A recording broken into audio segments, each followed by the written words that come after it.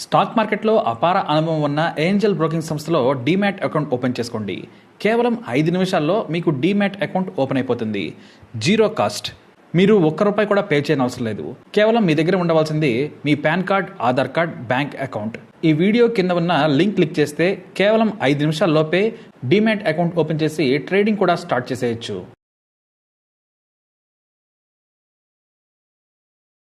రైతు దేశానికి వెన్నెముక. మనిషి బ్రతకాలంటే రైతు ఉండాల్సిందే. రైతు లేనిదే ప్రపంచం లేదు.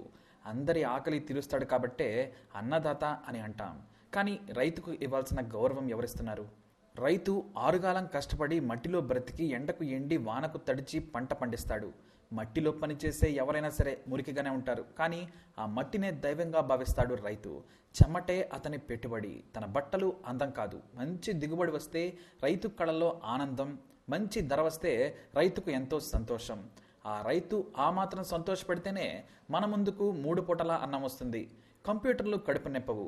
ఈ బ్రోకర్ లాంటి రాజకీయ నాయకులు అన్నం తయారు చేయలేరు.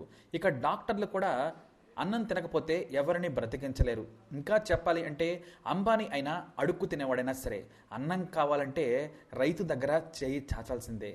కానీ రైతుకు కనీస గౌరవం కూడా ఇవ్వడం లేదు. ఇందుకు ఉదాహరణ పంజాబ్లోని మాన్ సింగ్ అనే రైతు గురించి మనం ఇప్పుడు చెప్పుకోవాలి. మాన్ సింగ్కు 70 ఎకరాల వ్యవసాయ భూమి ఉంది. ఆయన పిల్లలు కూడా అమెరికాలో సెటిల్ అయిపోయారు. ఆయనకు ఇంట్లో మంచి కారు ఉంది. కానీ ఆయన దాన్ని పెద్దగా పట్టించుకోరు.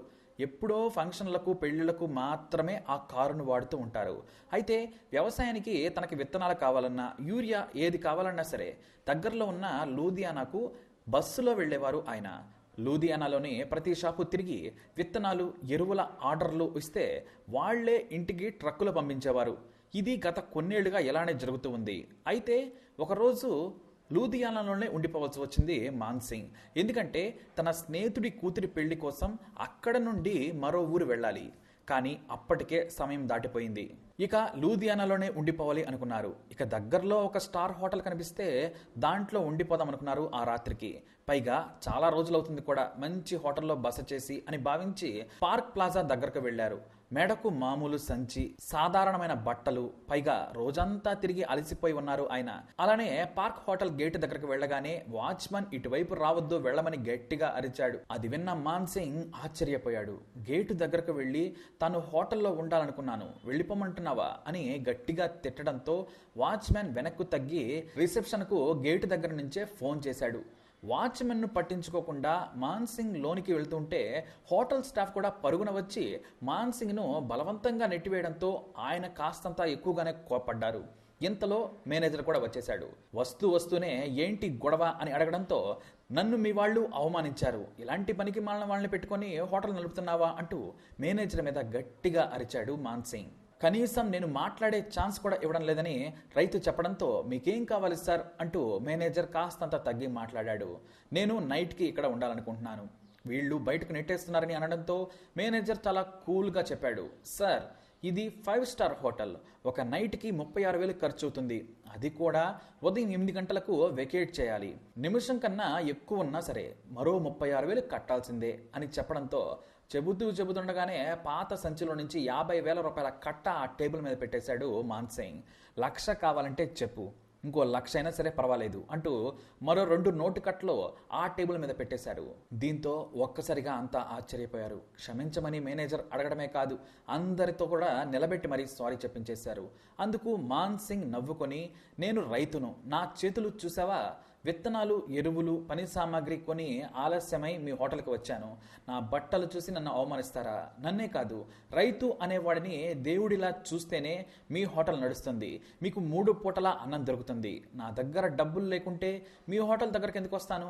నా దగ్గర పని వాళ్ళు 10 మంది ఉన్నారు, కానీ వాళ్ళని నేను నా సొంత మనుషుల్లా చూసుకుంటాను.